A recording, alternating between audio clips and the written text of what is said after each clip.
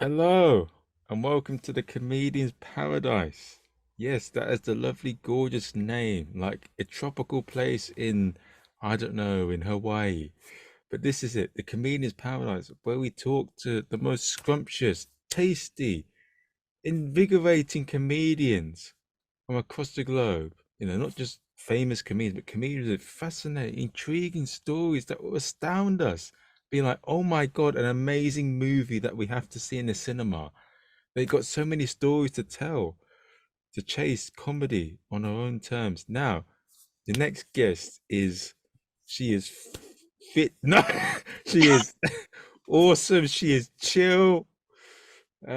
She has so many different layers of personality and intriguing stories to tell. Please welcome Dani Johns.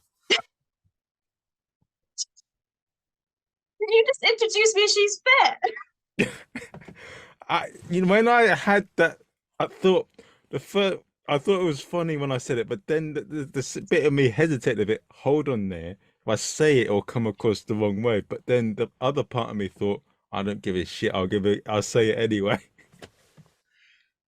I'll take it as a compliment. Thank you. Yes, of course you are. Yes, yes, Oh take it. dear. How are you anyway? How's things? I'm good. Were you Nice one. expecting me to say say that? No. Uh, So it's always good to start a podcast by complimenting your guests, so don't worry about it. Good. I was I was worried that maybe someone would you take it wrong. Was how could you say that? Oh, no, no, no, no. I don't know. Never mind. It's fine. Obviously, you meant athletically. I can get up a flight of stairs very quickly. So you were correct. There you go. Yes, How's yes, that? that's what I Yeah. meant. But the other term's good as well. Yeah, I'll take either one. Now, hello, Dani Johns. Thank you for coming on the podcast. Like, tell us a bit about yourself, and like, for anyone that's listening here, like, I want to find out about this fit lady. Tell us a bit about how you became a comedian, and like, what was it maybe in the childhood youth that made you become a funny person? Oh my goodness, that's so many things. Okay, so hello, listeners. Yeah, my name is Dani Johns. I am a comedian. I'm based in Bristol, and I do comedy kind of everywhere. But I run a couple of nights in Bristol, mostly at Smoke and Mirrors, which is my favorite venue. Where I do like a new material night on a Monday, which is really fun because we always have a pro headliner trying some new stuff and like some newer acts. The first half, and I also run a gong show, which is so much fun. So basically, everyone gets like 5 minutes to impress the audience. And if they don't, I hit the gong and they've got to piss off. Oh, sorry, I should have checked if I'm allowed to swear. I'm a bit of a swearer. I'll No, warn that's you fine. now. Just to say it, say it. Yeah, so I do that. I've just launched my own podcast with Greg Winfield, who's also a comedian called Sour and Sweet. And I do, well, I don't know, anything really, but anything comedy related, I'll generally give it a crack. Why not? Yeah, you never know what goes on. Comedy is such a diverse thing. There's so many people, things doing all sorts. I mean, you got cabaret comedy, you got the black circuit, you got the alternative circuit, you got so many things, haven't you? Yeah, exactly. It keeps me nice and busy, which is good. Keeps me out of trouble. And so, what when you were like a child or something, were you always the funny one? Like, was that made you become a comedian? And what was the story that led to you? What did you go to the park and see a sign saying to do comedy? What was it that, right, I'm going to give it a crack? Yeah, good questions. I mean, yeah, I was definitely always quite a funny kid. I was also always a very dramatic kid. I remember like being in the playground and I used to make up, I'd call them plays, and I'd like gather other kids and I'd like make them be in my plays and like always very like dramatic, silly kid. And then I just love stand-up comedy, been watching it for years and always thought, do you know what, I would love to do that. I'd love to give it a go. But I just had no idea how you get it. Like I just saw Russell Howard on the telly and Catherine Ryan on the telly, and I was like, well, I don't know how you go from nothing to being that, or if there's anything in between. I had no idea. So I didn't try comedy until I was about 27, I Oh, think. Yeah, because I just didn't know. it was a thing, you know, life gets in the way, you get a job, you got to work, you earn money, you're busy, whatever. And then I finally got round to it. Funny enough, on a work Christmas party, like an office party at Christmas. Because I was telling somebody a story at this party and they were like, "Oh, you're so funny, you should be a comedian." And I'd had a few drinks. So I was like, "Do you know what? I've always bloody wanted to be a comedian.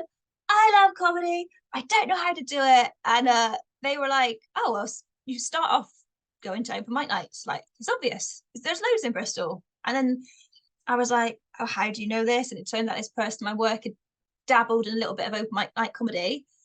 And yeah, I just thought, you know what, that's it. That's my New Year's Eve, my New Year's resolution, doing comedy. So I asked them for some info when we were both sober the next week at work again. And yeah, he suggested some open mic nights and I went, I did my thing and it all snowballed from there, I guess. And yes, you got that little laugh, and you're like, "Oh my god, give me more."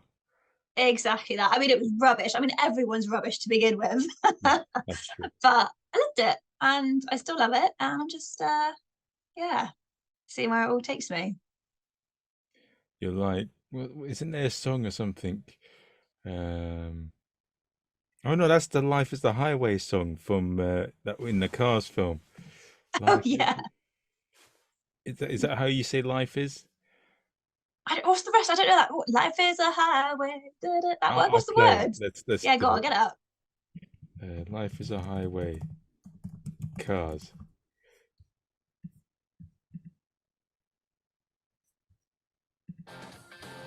Can you hear it? Yeah.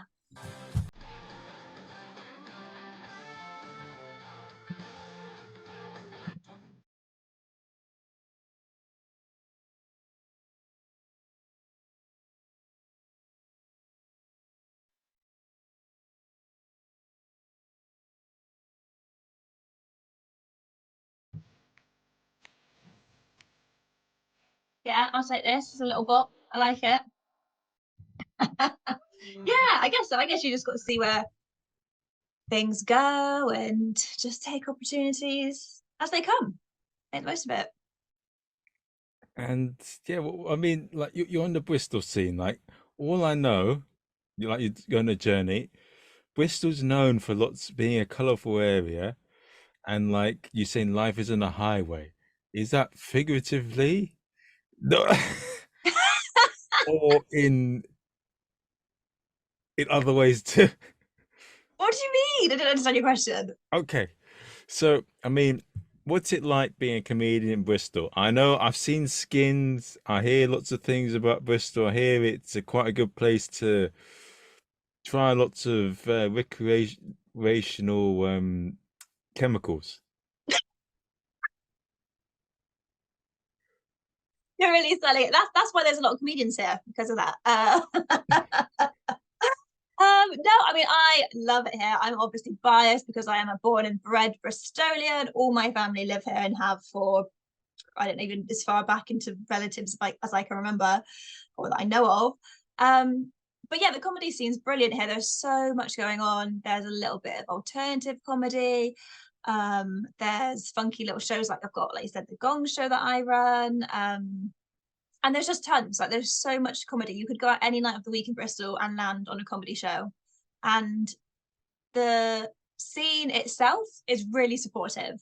Like I gig all over the place, and I quite often meet other acts from like London or the Midlands, and they're like, I just people from Bristol are mostly really cool and fun, but also just always say nice things about the scene.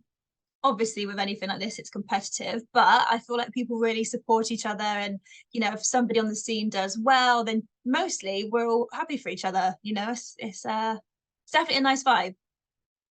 Ah, and like what's it like in terms of like I don't know if my name is Sicily and I was a new comic in Bristol and I want to start from open mic to pro, semi-pro to pro level. How does it work? Like how does this structure work and what are the main places in Bristol? Yeah, so there's quite a lot of open mic nights.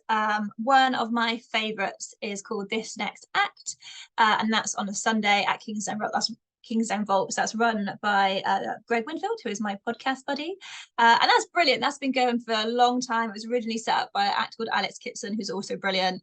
And it's really nice, really supportive. You get quite a young studenty crowd who generally want you to do well. So if I've got something that's like brand new, I don't even know if it's funny yet, I'll try and go there because they're usually pretty cute about it. That's lovely. There's Zed Ali. That's another really nice open mic night. And then there's loads of new material nights, really. Smoke and Mirrors is new material night on a Monday. So it's not really for brand new acts, but once people get going a little bit, it's sort of a step up. They can come and do 10 minutes there. And yeah, in a similar vein to that, you've got a night called Oppo, which is on a Wednesday. You've got Buffoon on a Thursday. You've got Comedy Den on a Wednesday. You've got Comedy Loft. You've got Comedy Below. There's Comedy Chest. There's loads, absolute loads, and that's all sort of new materially midweek stuff. That's not even the big pro stuff for weekends. There's just tons in the week and Friday nights. So I had a comedian on a podcast called Dave Thompson, and he was like, he used to be Tinky Winky until he was 5. Oh yeah. Yeah. But he's from Bristol as well, isn't he? Yes, I forgot about that. Yes. Ah, you know Dave Thompson. I don't know him personally. I know of him. As soon as you said Tinky Winky, I was like, the Tinky Winky guy. But I don't think I've met him in person. Oh, I've not met him in person yet, but I met him on here. But he's a cool guy, and he's so he's in Hungary and the UK. He gigs in there and in here. It's in Hungary. One of the things that's quite interesting about it is you've got lots of criminals from all across the world going in there and seeing it as like a meetup hub. Oh wow. So, and they get Tinky Winky. of course. But you said that Bristol is like that in some ways, and that you've got comedians from different scenes coming in quite a lot. Is that right? Yeah, I mean, there's tons of Bristol and Bath based acts who gig here regularly, but yeah, you definitely get a nice traffic of pro comedians and also newer comedians coming into the city from. I mean, you get loads of Welsh acts here, which is great, and then yeah, you'll get people coming down from London or they'll come up from further south or whatever. So yeah, there's quite an influx of talent, and there's definitely enough acts here and like in the surrounding areas that with all these gigs, there's different lineups every night. You know, there's enough acts to fill the lineups if you like. Yeah. And is there like a rivalry with Wales and Bristol? I know that they come over the border and you gig there, and then you go over and gig there as well. Well, the best thing is we don't have to pay to go over the bridge anymore because you used to have to pay like £7 to cross that bloody bridge. Yeah, so that's gone now, and ever since then it's been wonderful harmony. You quite often get car shares between Cardiff and Bristol. I do a lot of stuff in Swansea and stuff like that. So yeah, I love the Welsh scene. It's really cool. I think it's got a similar vibe to Bristol as well. Like it's fun and it's pretty friendly over there. What's a good comedy gig that I should try over there if I go in as a Londoner and say, listen, put me on? Oh my god, you caught me at the top of my head now. Drones is a nice gig. I mean, I think of the names, but there's so many brilliant acts out there in Wales. Like you've got Chris Chopping doing stuff, you've got Drew Taylor, you've got Chris Davies. Like those guys are all brilliant, and they run a lot of stuff. So I would, yeah, have a little Google and see what they're running at the moment. Obviously, they've got not comedian, sorry, they've got the Glee Club. So you know, it's be amazing to try and get a spot on that. I'm doing it later in the year, which will be really fun. What's the style of comedy like? Is the Bristolian comedy similar to the Welsh? Like when you go over, is it the same sort of thing, or do you have to adjust it a bit? And I For don't know, me personally, like what I do there, or do you change your voice a bit to try and fit Welsh? Or no, I'm me wherever I go. You know, once I turn up, you're stuck with what you're getting, and that's the end of that. But I always find Welsh gigs to be really fun. I don't want to curse myself. I feel like I need to touch wood, but I think every Welsh gig I've had has just had such a good reception. I think generally Welsh audiences are really fun and they love comedy. ah, and so for someone that's from down south and like what's a common misconception about Bristol and Wales apart from the other thing? but like what are things that are surprising about Bristol and Wales and people should give a go? Or should I just say Bristol? Well, I can definitely talk to you more about Bristol because that's what I know about more. And I'm sure you can get loads of Welsh acts on here. I'd be happy to give the hometown a boost. But yeah, I mean, what do people think of Bristol? I think they probably think it's very uh too cool for itself. Maybe they think it's a bit hipster, it's a bit Banksy, it's a bit too cool. And like, yeah, there's cool parts of Bristol, but also there's a lot of very down to earth working class areas. There's a lot of very like up and coming grassroots art stuff, music stuff. So I would say, yeah, if you've got a stereotype of Bristol, it's probably generally irrelevant. Although some people go the complete opposite way and they think we're all farmers riding tractors around. So it's not quite that either. What's the truth in that statement? What do you mean? Like it's is there a part of Bristol that is like that, like maybe on the outskirts, where like a very small section of it, or is there? What for being farmy? Yeah, is there what's where did that come from, or like what's the?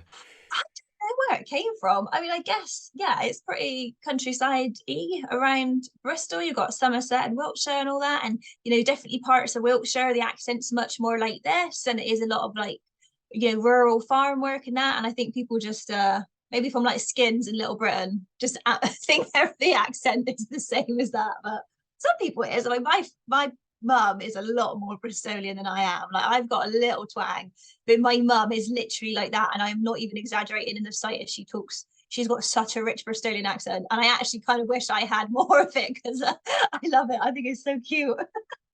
Yeah, What's your favorite accent? oh, Regional. the accent that really does the tinky. No, not. I was gonna say tinky, but the accent that really is the Camoli that I really love is the. I'd say I think I like the Irish, I like the French, and I like the Spanish Nice. accent. Oh, cool. Very good choices. Good choices. What about you? What accent are you like? Oh my God, that is awesome. Ah, I mean, Irish is just cool, isn't it? Like, I think, especially like a Northern Irish accent's really cool. Um, I mean, Geordie's fun. I love a Geordie. I like a bit of Sarah Millican, so that sort of northern vibe fits in well. So yeah, there you go, Geordie and Northern Irish. Ah, but yeah, if you had to pick one, which would you pick? Irish. Sorry, Sarah Millican, you've been booted off the list. Oh, that's I'm gonna tell her personally. Ah, what? So what? What is an interesting thing about Bristol that should someone try and find out about Bristol that no people don't often know? And what's a unique Bristolian dish that sums up Bristol? Oh my God. Well, okay. Did you know that Ribena was invented here? No. Yeah, Ribena, invented in Bristol. Um, Cary Grant, Hollywood actor, born and bred Bristolian. You would never think that. What else can I tell you? Obviously, we've got Banksy. Everyone knows about Banksy. And a classic Bristolian dish. I mean, you'd have whatever you have, it's got to have a pint of cider with it, because that's just the Bristolian way. And then I would say you probably got to get a Miss Millie's, which is a fried chicken place. But I didn't know. I thought it was the same as KFC. I didn't know until I was like 20 that it's only a Bristol chain. Oh, Yeah, I just thought it was. I literally thought it was like KFC, and then one day somebody was like, "Danny, there's like three of them in the world, and they're all in Bristol." So yeah, that or a Clark's pie. So we have Clark's pies are made here. They're a bit of a Bristolian favorite as well. ooh, I'm gonna order one. Do it. Now, what do you get it with chips or What, the Clark's pie or the Miss Millie's? the Clark's pies? Both Clark's pies. Yeah, what do you Okay, get we with could do each? both. We could start. So a Clark's pie just kind of comes on its own. So it's almost like a bit like a ginster's pasty, but like a million times better. So it's like a locally made pie, and they have little bakeries, and all the Clark's pies supply to all the bakeries. So you mostly find them dotted around wherever you go. So it just comes on its own. And then Miss Millie's, it's kind of the same sort of thing as KFC, really. You get your chips, you get your chicken, you get your gravy. Obviously, can't have it without gravy. They do baked beans, corn on the cob, coleslaw, all the good stuff. Oh, wow. Oh my God. Well, I mean, the KFC now would actually disappoints the founder of KFC Oh, because KFC is rubbish now. yeah, he said, yeah, there's lots of better chicken shops, and I think it changed a lot from when he created it, and then he Yeah. actually went and set up another restaurant, which is originally how he wanted KFC to be. Oh, But really? Oh, I didn't know that. What was the other restaurant? Another chicken place? I've forgotten the name. But if you look at Magnate Media, Yeah. how KFC was made, it talks about it. Or maybe I could have a look now. Interesting. So the Colonel, um, after KFC, is called Claudio Saunders Dinner House, Oh, uh, and it's in Kentucky. I love that. And yeah, Magnate Media, very good. They look at lots of different things. They looked at like the rise and fall of Netflix, and we talked about some other businesses that I've forgotten about. But yeah, they're one of my favorite ones. And I like CoffeeZilla, where you know what? I'll give you a list of ones that I'm interested in. CoffeeZilla, Yeah. he looks at a lot of cons that are going on. So one of Interesting. the recent people he examined was Logan Paul on his crypto scam Oh, and how he scammed his, and he looks into that. And you got James Janney, who looks at like mega churches. He looks at the stock market. He looks at the like life coaches, and they're both very good sort of YouTube journalists, I'd say. interesting. Yeah, but that's yeah. I got I sometimes have too much time on my hands. I don't know, You sound yeah. like you got into a Google hole with that. But yeah, I like those things. I like to look at different things. But yeah, Oh, so thank you for telling me about the food. That sounds very interesting. And does that in any way affect the Bristol kind of humour and banter? Because I know in London the thing is on the tube, we're often very busy and we're not necessarily as friendly as other parts of the UK. I think people just have such busy lives and they just focus on what they're doing. yeah, I think Bristol's got its own sort of little vibe. We have things, a lot of acts talk about similar things that pop up. Like I guess when you get London acts, a lot of them talk about the tube. Here we've got all we've got is buses and they are rubbish, but everyone says Cheers Drive. Everyone always thanks the driver, but it's Cheers Drive. So that comes up a lot. People talk about, all right, Cheers Drive. That's it. And it's so common. It's just like nearly everybody says it. Ah, Cherries Drive. Cheers Drive. I was like cheers and a drink and then driver, but Cheers Drive. Oh, okay. Cheers Drive. Cheers Drive. Cheers I'm going to Drive. copy that and I'm going to use that in London. Cheers Drive. Yeah. So when you eventually get around to, have you gigged in Bristol? I'm assuming you haven't. No, I went to the Smokes and Mirrors to do a Edinburgh workshop in Oh, terms of cool. like maybe saving it some money in the fringe. Nice. Okay, cool. Well, there you go. Next time you come and do a gig, you can go get a Miss Millie's and you've got to remember to say Church Drive when you got off the bus and you'll be set. Okay. And if I have a heart attack from trying both of those foods in the same day, I'm going to blame you. You have a heart attack. It's full of crispy fried goodness. You'll be fine. Oh, did you make it yourself? Absolutely not. That sounds good. But yeah, no, Bristol's a place that I'd like to explore more. Um, what's So you've had quite an interesting. I did a bit of research on yourself, and I found that had some. You were interviewed on the BBC, and Yeah. I was on the BBC politics show. Just felt very posh. oh, posh. Well, I I think so. BBC politics. It felt very, grown up. I was surprised they wanted me on there because I was like, oh, really? You want me to come on there and talk a load of rubbish with my slight Bristolian twang? All right. But yeah, no, it was good fun. It was a good experience. How did they email? Did you go on Facebook? Did they drop you a message? Did they Instagram message you or how? I think they got in touch by email. I think I think I wrote an article in The Guardian, and I think they had seen that, and then they'd find me somehow. Might have been on my website or something. Ah.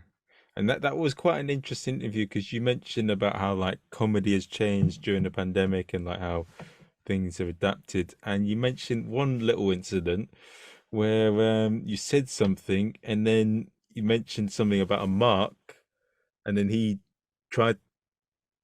He got up on stage and Yeah. So I was hosting a gig, and I was talking to a couple in the front row, and the guy, standard stuff. You ask people what they do for work, blah blah blah. And I asked him what he did for work, and he said he worked at a shop. I can't remember what one it was, but it was a clothing shop. And I was like, oh my God, I think this top is from there. Because I genuinely did. I was like, I'm pretty sure this is where I got it from. And then he was just on stage with his hand at the back of my neck, sort of on my collar, pulling my top to try and look at the label, which was very weird. And yeah, it kind of made me jump because the lights were so bright. I couldn't really see much. And then all of a sudden, I just had this very, because I'm tiny, I'm like 5'1", and this bloke looming over me with his hand down the back of my top. And I was just like, what the fuck? So yeah, that kind of sparked me writing an article for The Guardian, being like, behave, people. And yeah, did a few interviews about that for the radio and BBC Politics and stuff. you mentioned that you think that Will Smith saying, "Get my wife's name out your mouth," and then slapping Chris Rock has changed comedy. Yeah, well, I think I kind of mentioned it. I mean, I think it's I think things are getting to a normal pace, but at the time when this happened, it was last year. And I think at that point in particular, we'd all, I think people generally had a lot of pent up frustration and anger, and they'd been sat inside for so long before that, without entertainment. And I definitely think there was a period of time where people went hard. Like they wouldn't necessarily go out to a comedy club and have a couple of drinks. Some people would go out, get absolutely annihilated, and then turn up. And don't get me wrong, comedy's a bit like that anyway. It's a fairly rowdy entertainment, I suppose, because there's not the opera. You don't expect everyone to just be silent. You don't want them to be silent. You want them to laugh and have a good time. But yeah, it seemed like things got a bit crazy for a while. And then the Chris Rock thing, it was just like, oh my God, like people would joke about that, but sometimes people are dumb and they do copy stuff. You would think you would never do that, but how many people have done, stupid TikTok pranks and then got seriously hurt or whatever. So yeah, who knows? It could have had an impact. Maybe it did. Yeah, it's we yeah, we'll see what happens. I know that, I mean, COVID's definitely changed comedy in some respects. I know that the sort of the scenes recovered across the world, like stand up, but I mean, there's still things still there from it. Yeah, for sure. And there are quite a lot of people who are only just getting out and about now. Like, there are probably people out there who have been through COVID, were shielding, or they're vulnerable, or whatever. And when a big majority of people suddenly burst out last year and all the lockdowns are over, there's probably people who, for health reasons or mental health reasons or anxiety, are just taking those little steps back to normal now, all this time later. And that's understandable. It's fair enough. And I know that a lot of comedians hate this, but I think a few comics that I've chatted to on the podcast have said that Zoom comedy is here to stay. And I've Oh, looked at it like with the Comedy Store when they do the Gong Show, they always put it live on Facebook. oh, do they? What, for free? Anybody can watch it? Yeah, it's I can Oh, show you if you want. yeah, I didn't know they did that. I mean, that's cool because I think that's really useful because there's also always going to be people who might have, again, mental health issues, physical health issues, accessibility issues, or even just they might live far out and not have transport near them. So I think that's amazing to be able to share comedy to people from their home because it should be accessible to everyone, I reckon. Yeah, definitely. And I think it's definitely, it'd be interesting to see how many people who are watching this sort of thing are actually um, at home and they can't go and watch a comedy show. So this is what they do. Whenever there's a gong show, they, Oh, cool.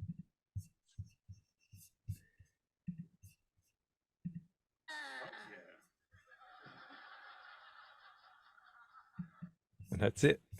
Wow. Oh, that's cool. Oh, I have to watch that sometime. I love a gong show. Obviously, I'm biased again to host one. do, do you do a thing? So you just gong them off, or do you give things in the crowd like most of them, or you just watch it and you just No, so Smoke and Mirrors is a comedy and a magic pub. So we have comedy a couple of nights a week, which I run alongside Jesse Nixon, who is another amazing Bristolian comedian. And then they have a magic team who put on magic on other nights. So because of that, we call it Beat the Wand, and I give out wands. So the audience have wands. I give out five, and then I swap them around. So I try and give everyone a fair turn, and also it's not just all one person's power, just in case they're somebody's mate or enemy. I don't know. Yeah, and then they get the ones go up. 3 out of 5. They don't have to get all five. They just have to get 3 out of 5 ones, and I gong them off. oh, Goodbye. But if they make it all the way through, then they go into the finale, and we have like an audience cheer off for your favorite who did the best tonight, and then they win 75 quid cash. So it's pretty fun. that's quite a lot of money. Yeah, it's all right for 5 minutes. Whoa. You'll have to let me know if you want to come and have a go. Oh, £75. That sounds all right. Yeah. Ooh, that's cool. Do you enjoy it? Did you enjoy? Do you enjoy sometimes seeing the banter between the comedians and the audience? I mean, sometimes it can be quite horrific at the comedy store. I know that one lady, American lady, is doing quite well, and then she mentioned she had a boyfriend, and then they gonged her off. Oh, um, well, we haven't had anybody who I think about being mean. The people who've got gonged off, I think they deserve to be gonged off. Oh, and that's not me being mean. That's me being like compared to the other people. Like some people go on and smash it, and but to be fair, some people do it when they're really new. So I don't think there's been any injustices served. I think everyone's been pretty fair. They're pretty reasonable, I think. Um, but yeah, it's really fun to host, and I try to make it fun. Like it is obviously a gong show. It is brutal because you just get gonged off. But I always say to the audience when I'm hosting or I'm warming them up, I'm like, look, it's like Britain's Got Talent, right? You can be Amanda Holden, or you can be Simon Cowell, right? And when they're doing good, let them know, like laugh loudly, cheer them at the end, like give them a massive clap and a well done when if they're amazing. And if they're not, then well, never mind, gong them off. Do, what do you make of gong shows per se? Do you set up where they get gong straight away, or do you give them like a grace period? Um, no, I don't give them a grace period. Yeah. I know some places do that, but no, we don't. We just have a 5 minute timer, so they've got to do their time, and I make them finish. I don't let them go over either, because some people try and go on and finish off a joke, and I'm like, no, no, that's not fair, because you can quickly get in some extra jokes, and it's only fair if everybody has the same amount of time. So I make them finish dead on 5 minutes. And I also try and get them to carry on. Sometimes people finish early, and I'll be like, well, you got another 40 seconds, so do you want to carry on? And that's quite funny. But all in all, I think we've made it quite a good, challenging experience without it being horrific. Like a few people, we've had people come down from London to do and whatever, and a lot of them have said they've really enjoyed it and it was worth the trip. It wasn't just terrifying; it was fun. Hmm. Would you do the gong show in the comedy store? Yeah, why not? I mean, I would do it. I'll do anything. Funny enough, I did Smoke and Mirrors Gong Show before I hosted it. So it used to be hosted by somebody else before pandemic, and then I took it over. So I can also host it and hold my hands up and say, I've literally done this myself. I've been there, I've done it. I know how you feel. So it's good. But yeah, I want to get gigging in London more. I've done a couple recently and it's been really fun. So maybe you have to tell me which are the good ones to go up for. Sure, I don't mind. Ask around, and I'll give you a list of some gigs. Yeah, that'd be amazing. I did West End Comedy Club just for Christmas. That was really nice. Oh, with Steve McLean.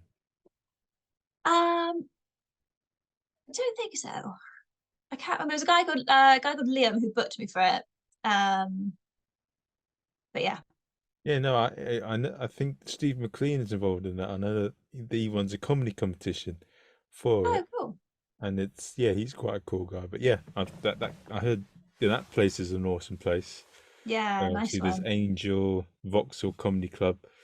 Um, but yeah, so there's so many great nights in London. I can tell you the non-bringer gigs, so you avoid that.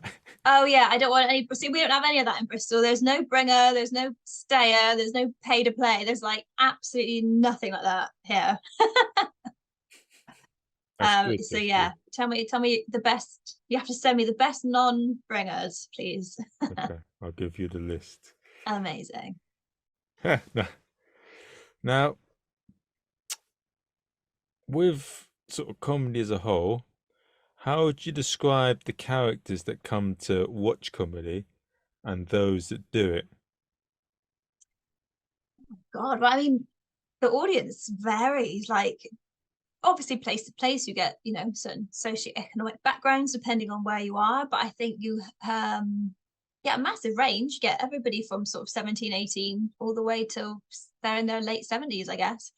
So the audience is very varied. I say with comedians, really, I guess we're all a little bit kooky in our own way, that we put ourselves out there to be judged and stared at and laughed at. And, you say to most people, like, do you want to stand in front of a room of strangers and talk for 20 minutes? They'd be like, that's my worst nightmare. And then we're like, we love it. Woohoo. So there's something a bit different about comedians, I think. I don't know what it is, but there must be something. Hmm. I wouldn't. I think who would say that comedians are different to everything else, but I think I wouldn't say they're too different from my experience of being with actors Right, okay. How was that or experience theatre like? actors.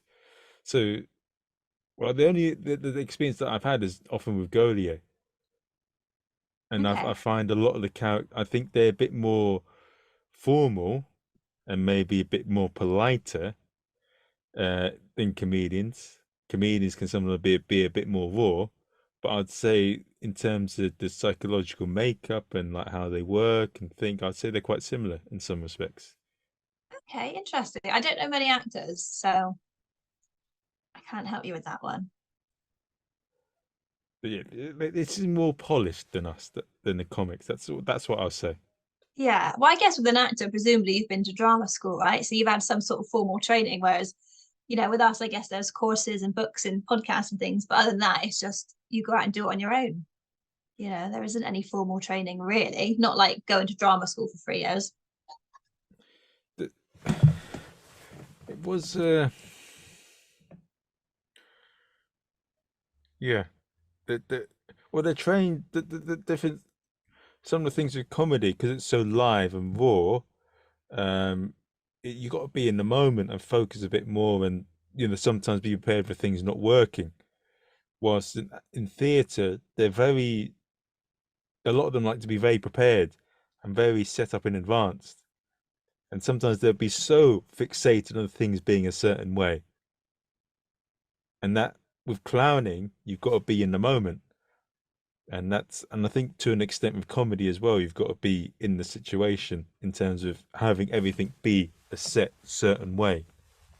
Yeah, totally. Because you've got to be able to go with the flow. You've got to react to stuff. Obviously, if you're emceeing and doing crowd work, is completely improvised and very flexible. You've got to go with what happens live in front of you. But yeah, I mean, like when I very first started out, I was really, really fixated on having a particular plan. I'd write it out like a script, and I was really like fixated on that. And then as soon as I started emceeing, and I was like, right, I can't have a plan. This is crowd work. This is improv. This is just banter. I've got to make it up as I go along. it made me feel so much more relaxed being on stage that I still prepare a lot. Like I think you've got to be prepared. You've got to do your homework and write your jokes. But I let go of having a plan and a schedule, and I just kind of leaned into it. I think it made me such a better comedian because I could then respond to things. Um, it's just silly things. And like even if like I don't know, someone's phone because it was off, it always is funnier if the comedian reacts to it, even if it's just a very basic remark. It's just I think livens it up a bit, like you've responded to it. Whereas if you were to ignore it, it probably makes you look like you're not very confident. Ah, So yeah. yeah. You address it and say, "Stop calling my agent." Yeah. Is it my mum? Oh, sorry, mum. Yeah, there you go. So yeah, I think you're right. I think it's very important to be flexible and go with the flow as a comedian. One of the things that is I'm a bit irritated with at the moment when I'm hosting is that I do a lot of prep to try and get sharp before IMC. But when it goes, I'm a bit annoyed that I'm not testing out jokes after it goes well because Right. I'm worried about if the crowd work doesn't work, then I need to have jokes to prep it up in case it doesn't work. And I Yeah. feel that if it's a future show and I'm struggling with crowd work, which will occasionally happen, or if an act's not done well, I'll need to test extra jokes. And if I'm hosting a night every week, I can't use the same jokes. So I need to test out Exactly. things to Yeah. get the thing back inside. But Yeah. It's a tricky balance. Getting it right, definitely. it's fun. Now, we've spoke a lot about comedy and different things. If there was one thing you could change about comedy, what would it be? Oh, less nepo babies. Less what, babies? Less nepo babies. Do you Oh, know okay. about do you know about all this the nepotism? Like how many all the blooming comedians who've got rich famous parents? Get rid of them. All of them. Jack I'm only Whitehall. half joking. What would I change?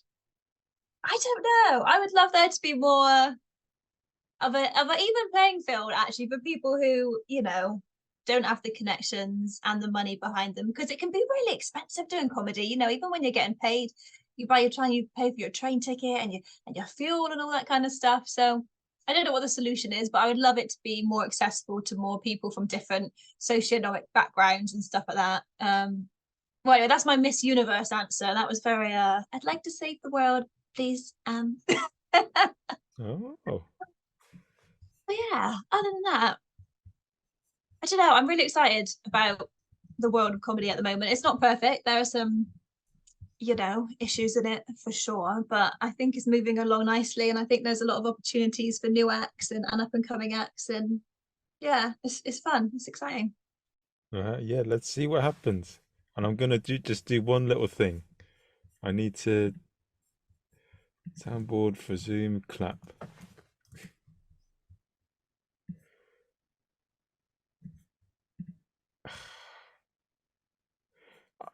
Okay, I'll just do this. I, I wanted to do a big thing at the end and go, There you go. whoa. Oh dear. That was such a smooth end, wasn't it? Oh my God. Very, very smooth. Oh, amazing. Was that it? Was that everything you wanted to ask me? No, the only thing I would like to ask now is what is what is the quote you'd like to live the rest of your life by, and how do people find out about you? Oh my God, a quote I would like to live the rest of my life by. As in like a famous quote from someone that I apply to myself, or like something that I make up now? What do you mean? Let's make it a bit more interesting. Say, what about yourself? Like, what's something that you aspire to that you own? Hmm. Oh my God, I don't know. I can't be so inspirational off the top of my head. You got to write these things down. I would like to, I don't know. What? Give me an example. What quote would you live by, or what quote would you like to share? And then maybe I'll think of one. Oh, well, I can say one thing that I would, but I do like the way that you deflected the question. But I'll answer no, it. no, I'll no, just want the example. And no. you've got, as a host, you've got to be prepared to answer the questions you ask. Okay. No, it's fine. The biggest thing about, so a guest that I'm interviewing later on, I hope, and I hope everything will confirmed. He's called Rennie, and he is a former clown, and he helped me think about. Um, but now he just does a regular job. But he was like with Cirque du Soleil, all these theatre shows, and he's been in it for ages. But he helped put my mindset on like stop fearing about what could happen in the future. Focus, have plans and all that, but like stop fearing the future and be careful about what you give your thoughts to, because you give it Brilliant. power. I So I love think, that. Okay, you've given me an idea now. You've reminded me of one. Okay, so I'll give you a quote from since we already mentioned her earlier, the wonderful Sarah Milligan. And she said something in an interview or something a long time ago, and I always think of, and I think it's really useful, which was she said she would only give herself until 11 o'clock the next morning to either be really happy or really pissed off with how the gig the night before went. So she's like, if you die, you're going to be upset about it. But do you know what? By 11 o'clock, get over it. You're done. On to the next one. Forget about it. It's in the past now. But equally, if you absolutely smash a gig, brilliant. Be happy for yourself. But by 11 o'clock, let your ego go and look for the next one and keep working hard. So I think that's quite good, because I think it's a good way of being like, you shouldn't be too hard on yourself, but also, stay humble and have gratitude and thankful and whatever that. So don't get carried away with either negative or positive. Just keep moving. So yeah, I like that quote. I think that's good advice as well. yeah, it's a great bit of advice. Yeah. And for anyone that's like listening now and they want to find out about you, how do they find out about you? On Tinder, on Telegram, on WhatsApp, Instagram, Facebook, YouTube? Where do they find out about you? Oh my goodness, they can find me online. I do not have a Telegram or a fax machine or any dating apps. I'm a very happily engaged lady, just let your listeners know. Um, Wow, fantastic. recently as well, thank you. Ah, But I'm on all the social medias, and my handle is the same on everything, which is it's Dani Johns. And yeah, I have a website. The website's got clips and bits and bobs, and I do some voiceover work. Some of the examples of that are on there. But yeah, otherwise, always happy to have new followers and yeah, connect with people who like comedy. So that's where you can find me. that's where you go, guys, if you want to find out about Dani. I hope you've enjoyed the episode. If you want to share it with your friends, hopefully share it with your friends. Give us a 5-star review on Amazon or iTunes. And hopefully, I'll see you in the next episode. We've got some amazing guests. We've got a comedian from Scotland. We're going to talk to a clown in Cirque du Soleil. We're going to talk to a DJ and a comedy promoter. We've got so many different things. Take care, guys. Da-da-da-da.